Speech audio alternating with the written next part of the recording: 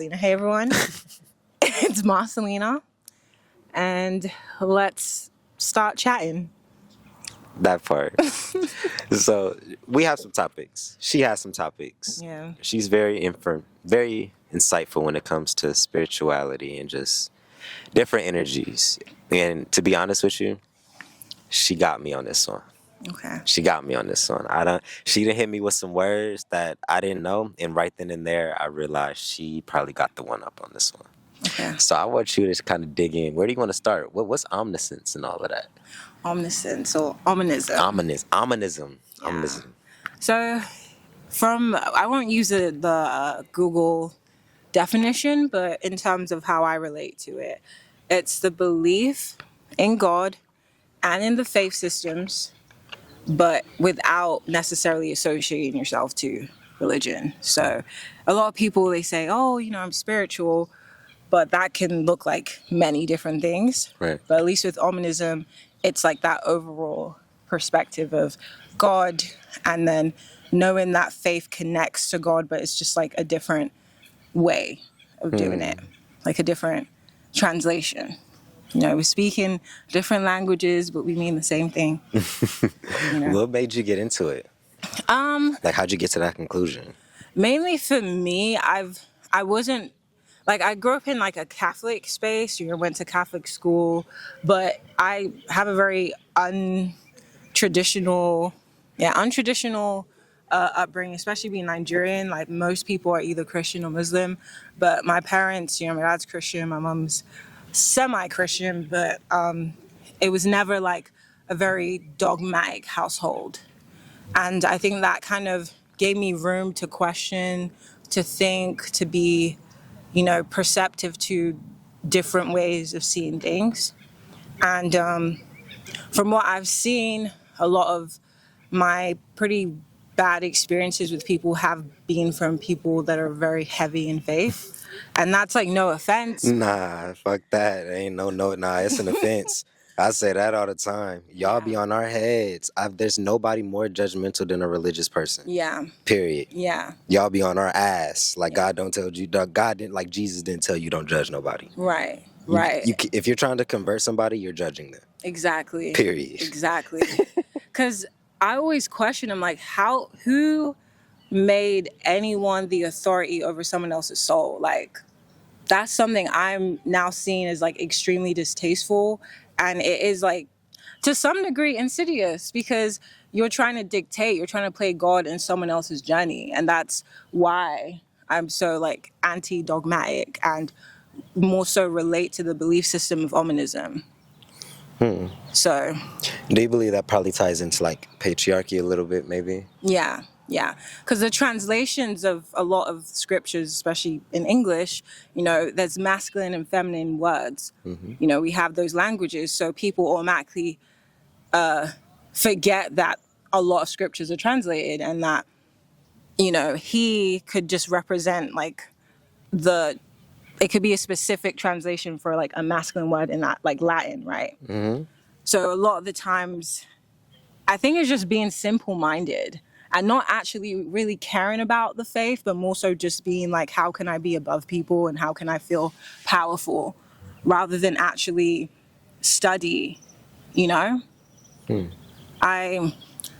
know. It's one of those things where when it comes to how dogmatic it gets, it just never made sense to me, I know that this is kind of like haywire. Mm-hmm. What's one of your craziest spiritual experiences? Or scariest, rather? Scariest.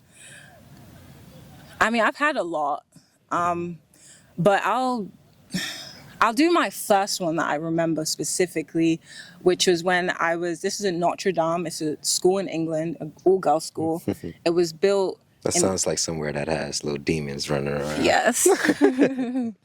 And all-girls school, and built in the early 1800s. And I kid you not, this time was when it was 10 people in the room, or 10 people in the corridor, I think. And there was like a old-fashioned mirror. You talking about the papers? Yeah, the papers. I'd say that one. old-fashioned mirror, and then it was like, yeah, good amount, and then the drawer pulled out by itself, and the paper started like spamming out, like, and to me that changed me for the rest of my life. And for other people, they moved on. I never did, but yeah. How do you connect with God? Because you said that you don't believe in like a religion. So how do you like? Because people say that if you don't follow no religion, you're like living without no rules. Like, how do you self-govern? Well, to me, I believe like in general, it's in the heart. Right. Where when you feel open versus when you feel tight, you can feel it. You can feel it in your chest, like when you aren't moving right, and when you are. It's very clear if you allow yourself to be present in your body. So for me, my governance is through my heart. The tightness lets me know this isn't right. The openness lets me know this is okay. And a lot of people operate in tightness. They don't know the difference. They're not able to understand the difference. So they do depend on scriptures and all those other things, which, again, I'm not dogging it.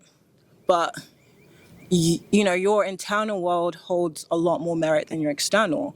So I always reflect like inward. So when I connect to God, it's more of how do I feel? What am I seeing? I take time to like reflect. So the more you do it, the easier it is to self-govern.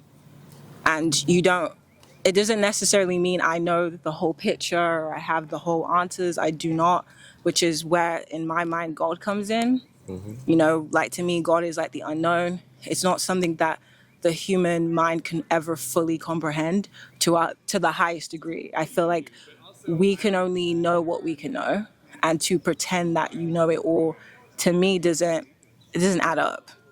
So I always keep myself present and also to some degree humble, because I know like I don't know everything, and that's where God sits for me, is like the unknown. So How do you feel about that word humble? when I looked into the mythology of humble, Right. it did, because that's why I was like Yeah, humble. and I know, and that's why I asked. 'Cause I know you don't like the word either, but I know Yeah. what it means. Like, it's like, I get it, but Yeah. Yeah. So I'm like, because based on the mythology, what was the meaning again? It's like pretty much, well, I'm forgetting the actual meaning, but I know that it doesn't mean like, it's not this graceful, it keeps you small. exactly. Yeah. You belittle yourself. Yeah. I say that just because of the comprehension. But yeah, humbling is, to me, confidence. I seen a tweet recently, actually, the difference between confidence and courage. Okay. And I said more courage-focused steps moving forward. Esteem can wait, because, okay, I'm fumbling my words. Wait. Yeah, see that again? So actions matter than how you feel. Is that basically how? Yeah, That's what I heard from that. You said esteem. esteem can wait. Yeah.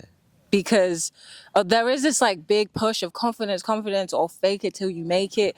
But at the end of the day, it's about what you do, which is how I like bridge this gap to not bridge this gap, but reeling it back to faith.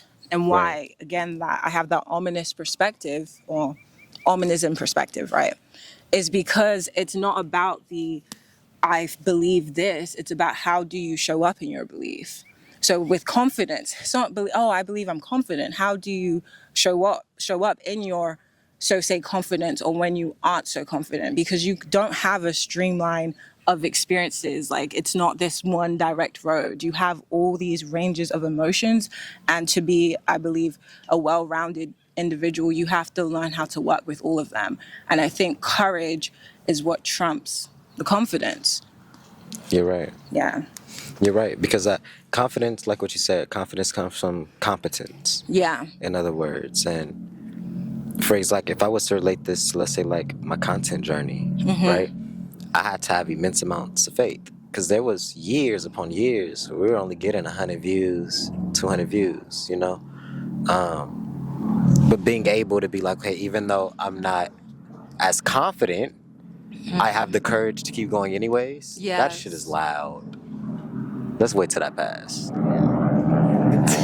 It's louder than the damn skateboard. Yes. Jesus Christ. Oh, it's five. It's like 4 or 5 right next to each other. That's abnormally loud. It's like an Can't army see it. thing. Yeah, Oh. well, it's past. It's like over this side now. But it's like a little army thing. You probably see it in between the trees passing. Yeah, it's like an army thing happening. But yeah, I had to stay really disciplined and really just confident. And not confident, but what's the word? Courageous. Because nothing was working in my favor. I mean, absolutely nothing. But then when it works, it works. And it feels like an overnight thing, which a lot of people don't realize it's really not. It's a lot of fucking struggle. You're right. That's big. That ties into faith and a lot of things, which people need to learn. Patience, letting go, surrendering, which is all things they tell you in like modern spirituality. But as I look around, there's not a lot of people actually living throughout those principles, like the law of detachment. You know, you get what you give. Duality. They overlook those like basic things, and then they start throwing scriptures at you. P Psalms this. But it's like, man, you got to get the basics right. Facts. That's not the basics. Religion ain't the basics. That's the added on shit to the bare necessities of what every human should know. Exactly. Yeah, it's one of those things where I've just looked around. Like, it doesn't even matter what people believe in. Like, if if they don't act in what they're saying they're like super connected to, it doesn't hold merit. Like, in the Bible, it even says like you'll know him by his fruits. You know, I feel like people just want this checklist of like, okay, you're a Christian, check. Right. And then all of a sudden you open your arms up to the worst person you could ever meet. And then someone who isn't that, you close your arms up to someone who could like transform your life or help you in ways. And it's just like, okay, where is the oh my God. where is the discernment? Like, Right. is this how we're living? Like, this is where you stand, where all it takes is an identity check for you to be like, oh, that's it. I don't know. It's crazy. And I hate how they throw all these things like, if you do this, you're gonna go to hell. If you do this, you're gonna go to heaven. Jesus is with the thugs, the criminals, the prostitutes, and all that shit. He was probably, I heard this, I have this saying, the best therapists are the ones that have reckless mouths. Because they say what's real. They keeping it 100 with you. It's all of these fake, like trying to sugarcoat it, sound good for the public and their image. That shit starts getting tainted. Like, also, I think I said in this video, I was like, sometimes I only come off mean because I'm telling you the truth, and the truth isn't always nice. But when you get into, you know, different religious people, they're always holding themselves to this high standard. Like I told you, I'm like, I think I'm toxic.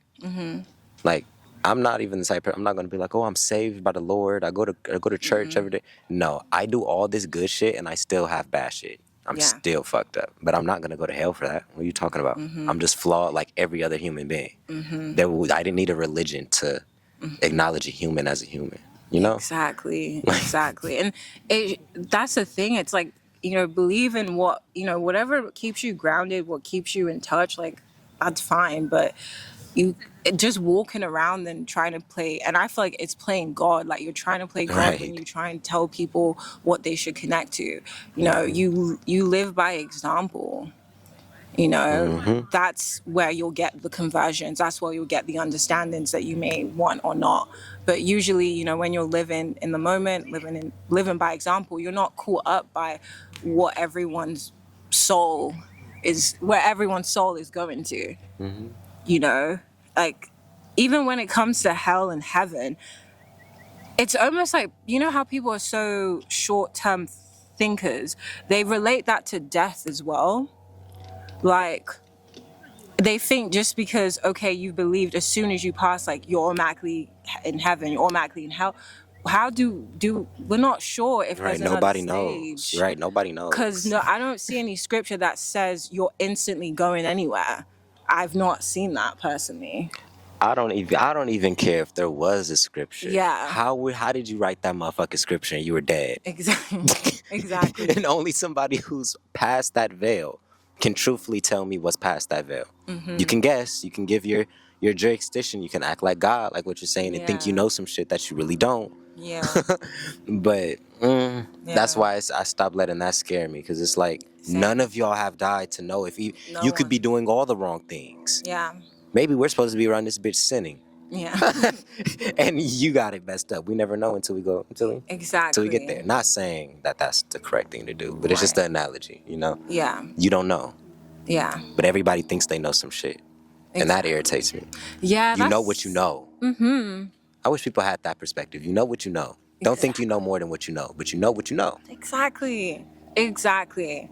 Because, yeah, but I mean, I'm at the point where I'm not around like dogmatic people or people who are so specific, like, hey, you're this, you need to believe in this way, thank goodness. And I think this generation too are like moving past you have to be specifically this and you have to act this specific way. I think a lot of people are like learning to deconstruct, Right. because at the end of the day, it's like we're all learning, we're all growing. We don't have the whole picture, and I don't think we're supposed to.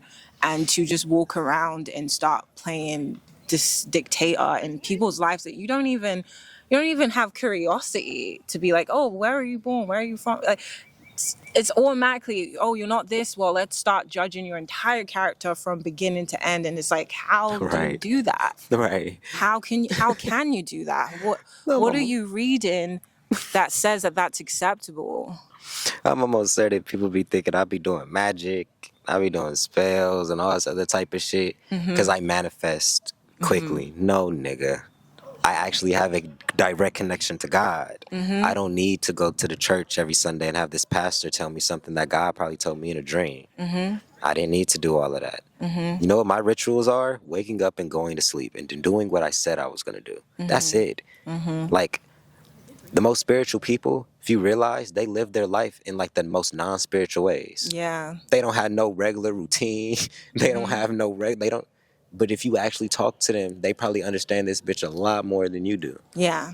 Exactly. But you don't know, because spirituality has never been something that you do, something that you practice. It's a way of living. It's literal a mindset. It's like I can't even find the words for it. It's literally your being, your essence, your aura. Yeah, exactly. And I've seen, like, regardless of what people's belief systems are, I've seen the difference between where people are actually living their life and the connections that you can make regardless of like that overall view. It's versus the difference between deep into scripture, deep into the church, deep into like, and even when it comes to new age spirituality, oh, I know I do this, I know all the astrology, I do all these things. And I'm seeing like, the human perspective can really taint anything.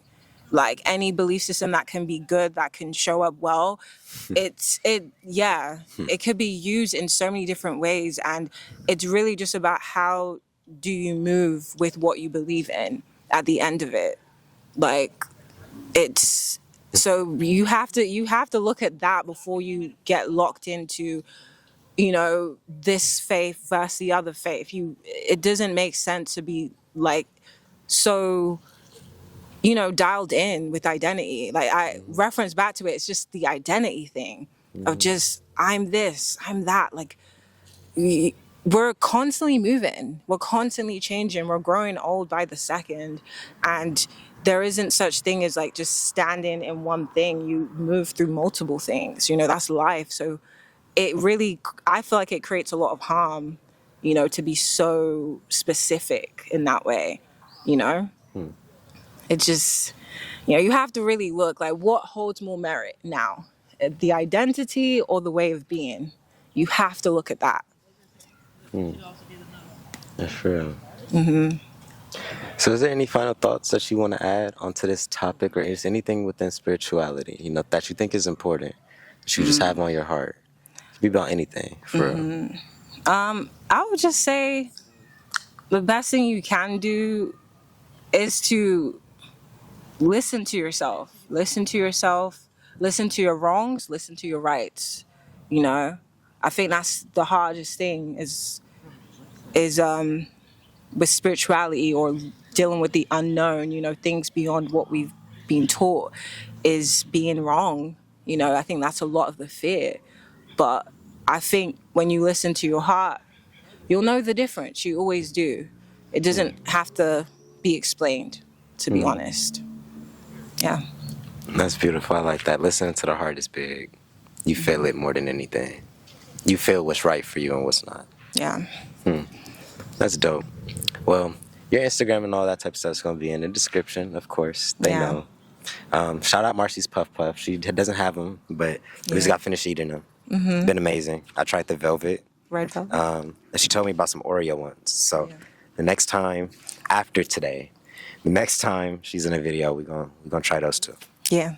So yeah, let's do it. Cool.